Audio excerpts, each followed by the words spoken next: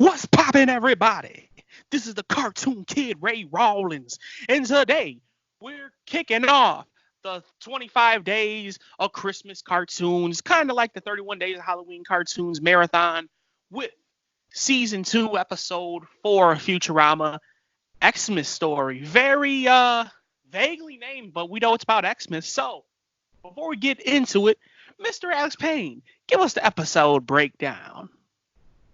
Well, this is the Futurama's first Christmas episode, which I guess is kind of apparent because of the name. Well, actually, it isn't because in this future world they call it Xmas instead of Christmas. Now, I don't know when they made the change because even Professor Farnsworth, the one who you think would know about this, doesn't even seem to know what Christmas even is. So it must have been a long time ago. But the long and short of it, everybody's feeling the Christmas spirit, and Fry and Leela, being both like without family and very lonely, feel very lonely. So Fry eventually decides that he wants to go out and try find her a gift to cheer her up on this Christmas holiday. And then they also in this episode they also introduce Santa, who's a robot that was made from the mom company, and his criteria for naughty and nice was a bit off, so he judges everyone harshly. So yeah, he wants to kill everyone. So yeah, that's the episode. They gotta be saved, man. They gotta Yeah. be saved. Fry goes out to get the gift, and he runs into Santa, and he almost dies because Santa was not fucking playing.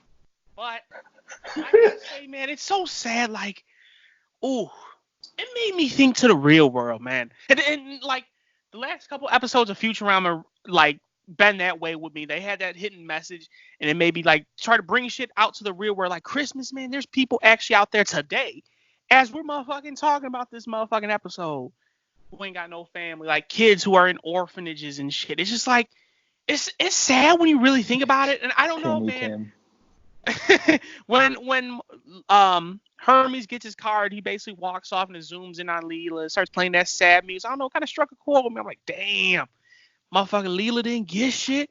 I thought at least Zach Brannigan would send her something. Shit. That's the thought that just came in my. I'm like, man, motherfucking Zach Brannigan got the snatch. And he got the snatch in season 1, but he can't send the shit in season 2. Come on, man. Come on. See, the flower of the office, me, Hermes. Bogus as hell. Bogus as hell. Walked off. Everybody's happy. And you know what, man? That's the whole thing about Christmas time. It's usually a happy time for everybody. But then there's people who are out there that are lonely. And Well, there are also well, hey, other people out there. apparently the suicide booth have a long line this time of year. So they say. And it's understandable, man. There's people out there who are lonely. And there's people out there who genuinely probably hate Christmas.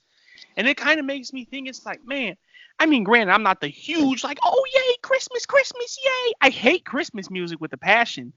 But it's not like I'm sitting around just like, oh, David. Christmas, like a big old Scrooge, man. That ain't me, but I just don't like Christmas music. But, Alex Payne, what are your first impressions? Because I guess I gave mine, and if I don't stop now, I'm going to go on to a huge ramble. So go ahead. Actually, my first impression is kind of my first impression to this episode is kind of a long time fan's first impression, I guess you could say, because the progression of Zoidberg's character and interaction with the other characters is so different from like this episode to like, let's say, season 6, season 7. It's kind of crazy to me. So like that was my first impression. Like, man, back in these days, Zoidberg actually had shit going on and people actually liked him. Oh, they don't in the future, huh?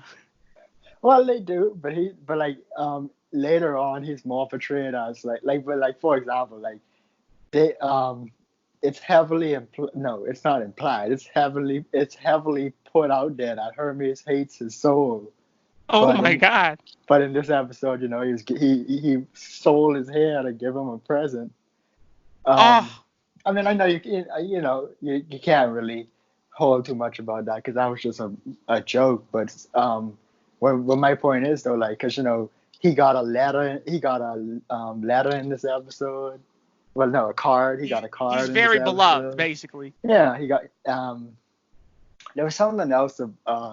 I think he bought. Oh yeah, he bought the combs because he never mentioned him selling shit. And like I said, in the future, it's like heavily implied that he's poor as shit. So yeah, it's so that was my first impression, was like the difference in his character from this episode to the future. And I'm not saying that's a good or a bad thing. It was just something interesting that I noticed that I never really thought of before. Okay, let's get into moments now, since we got past first impressions. Because I know you got a lot of them. I probably got a few if you don't steal them. But let's get into moments. Let's go. Let's start talking about it. One of I would say probably my first favorite moment. Well, actually, I forget what order these come in, but my two favorite moments from the first beginning skiing spots and stuff. Oh yeah. When him and Leela was going down the mountain, and she was like, "Trees down," and then the trees ran down, and I was like, "What do you do if you want the trees up?" Then it's like, "Trees up," and then the tree just come up and knock the shit out of him. Sent him flying. And then you can never forget when the dude's like, "Yo man, you're skiing our trail to Bender." Motherfucking Bender's like, "Oh, bite my frozen metal ass," and then he just straight up plummets. Then he falls through the frozen lake with the little children on. But and then they go. But my other one in that whole, like, I guess, time frame was when friggin' Hermes was getting on the bobsled, and then he was like, 1,000 years ago there was a famous Jamaican bobsledding team. And Fry was like, yeah, and they came in last at the Olympics and went on to support alcohol campaigns. And he was like, what an inspiration to the children. That had me laughing. It's just so funny, like how, which is one of my favorite moments, is like when Bender goes to the homeless robot shelter to go get alcohol and whatnot. It's like, yeah, I'm one of the free robots I heard, you guys talk about. Point me to the free booze. And then Bender's just in there fucking that shit up, and the kid comes in and is like, "Can I get some liquor, please?" or whatnot.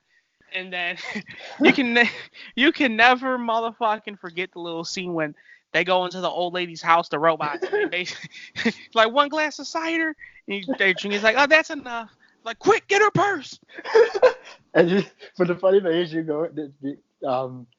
they go in there and you hear like all this opening and drinking and shit. It low-key sound like someone fucking in there too.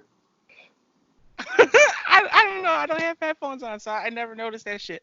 But like I said, another one of the moments that struck a chord with me is like when you see like, damn, motherfucking Leela, man. She's supposed to be all hardcore and shit.